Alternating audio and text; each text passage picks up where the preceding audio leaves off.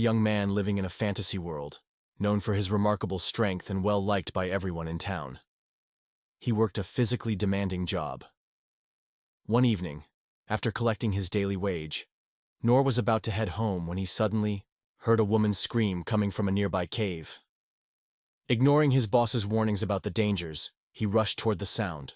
Upon entering the cave, he found a girl trapped in magical barbed wire, while an adventurer's party struggled against a massive demonic bull. Noor's life had always been one of hardship. Since childhood, he had taken care of his ailing mother and managed the household alone after his father left and never returned. Despite the hardships, Noor never wavered. He prepared hot soup for his bedridden mother and hunted rabbits to provide her with much-needed protein. His mother, in turn, wiped the soot from his face, apologizing for not being able to give him a better life. But Noor, ever resilient, assured her that he needed nothing else.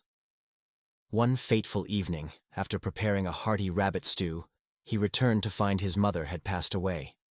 With no family left, he buried her near their home, refusing to allow grief to break him. Determined, he lived alone, tending to his garden, hunting game, and studying in his modest home. He trained his body through sheer perseverance, catching fish, carrying heavy loads up the mountains, and consuming as much protein as possible. Loneliness often crept in, and one night he climbed onto a chair to retrieve an old dusty storybook. As he read, memories of his father flooded back. Tales of mighty adventurers who battled colossal dragons, learned magic from wizards, lifted curses from haunted forests, and fought armies of elves. His father had always said that the duty of an adventurer was to protect the weak. Inspired, Noor decided to pursue this path. The next morning, after tending to the animals, he set off toward the city to become an adventurer. He camped in the forest overnight and, by dawn, reached the grand city gates. The bustling streets overwhelmed him, merchants selling goods, people bartering for swords and food in the same marketplace. He noticed a man carrying a sword and decided to follow him, leading him to the Adventurers Guild. Expecting a fierce, imposing warrior at the reception, he was surprised to find a large, burly man instead. Disappointed but determined, Noor declared his intent to become an adventurer. The receptionist dismissed him, stating that he was too young and should think about his parents. When Noor revealed that his parents were dead, the man took notice and advised him to enroll in a training school first. Confused but eager, Noor followed the advice and entered a school, determined to become the strongest swordsman.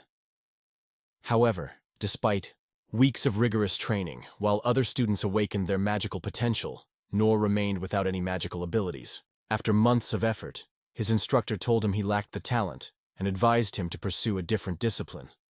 Undeterred, Noor tried his hand at various schools, training as a warrior under a red-haired instructor, but failing to progress beyond parrying attacks. He attempted the hunter, thief, magician, and healer schools, yet was rejected from each due to his lack of talent. Disappointed, he returned to the guild, where the burly receptionist was shocked to learn that Noor had spent months at every school, without gaining a single skill. The man informed him that even to become an E-rank adventurer, one needed at least one skill. However, there was an obscure rank below F rank, reserved for those with no combat skills. F-rank adventurers were restricted to manual labor and odd jobs within the city. To everyone's surprise, Noor immediately accepted the rank, finally obtaining his adventurer's license. He took on various tasks, carrying heavy loads, finding lost cats, and even nursing the elderly. Despite the setbacks, he remained dedicated to training every night, embracing his new life as an adventurer, who helped others in his own way. Returning to the present, Noor found himself face to face with the demonic bull. The beast easily slaughtered the adventurers in the cave before turning its sights on the trapped girl. Without hesitation, Noor hurled a rock to divert its attention and ran, but the monster gave chase with shocking speed. Realizing he couldn't escape, he turned to face it, instinctively parrying its attack. To his astonishment, the force of his parry sent the bull crashing into the cave wall. It quickly recovered and lunged at him again. Noor continued parrying, aware that a single mistake would mean his death. Though he had trained endlessly in defense, he lacked any offensive skills to defeat the creature. His sword chipped away under the relentless battle, and when the bull turned toward the girl again. Nor activated his feather step ability, enhancing his speed. He intercepted the attack and deflected it once more, but his sword finally shattered. Remembering his father's words, an adventurer must protect the weak, even at the cost of their life. Nor stood his ground.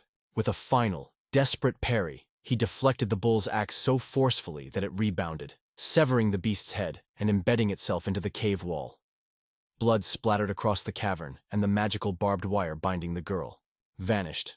Exhausted, Nor looked at his broken sword and muttered about how close the battle had been.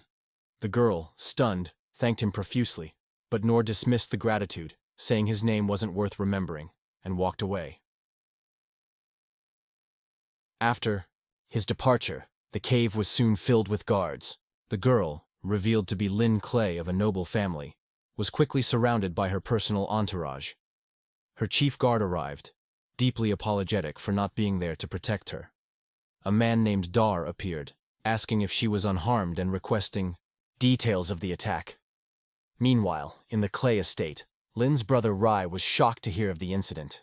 Dar speculated that the Minotaur's presence was not accidental. It was likely an assassination attempt linked to a cursed mana stone embedded in Lin's ring, possibly orchestrated by the rival kingdom of Derry. Back in the city, Nor remained oblivious to the weight of his actions. At the guild, the burly receptionist, whom Nor referred to as Fatty, informed him that a deadly monster had emerged near his construction site. Fatty expressed relief that Nor had left beforehand, stating that even a former A-ranked adventurer wouldn't have stood a chance against such a beast. Nor, having no idea that the monster in question was the Minotaur he had slain, casually nodded, thinking he was lucky to have only faced a giant cow. Before he could reply, a hooded figure approached. Lin had tracked him down using her detection magic. She insisted they speak privately, and despite Fatty's concern, she led Nor through the city. In a quiet location, she sincerely thanked him for saving her life. When she offered him a reward, he refused, baffling her. Determined to repay him, she insisted that her father personally express gratitude. Reluctantly, Nor agreed but declined any extravagant gifts. At the Clay estate, he met Lord Clay, who, grateful for his daughter's survival, offered vast treasures, land, and even ancient dungeon riches. Nor refused them all. Amused, yet impressed, the Lord gifted him a massive black greatsword, once his own weapon.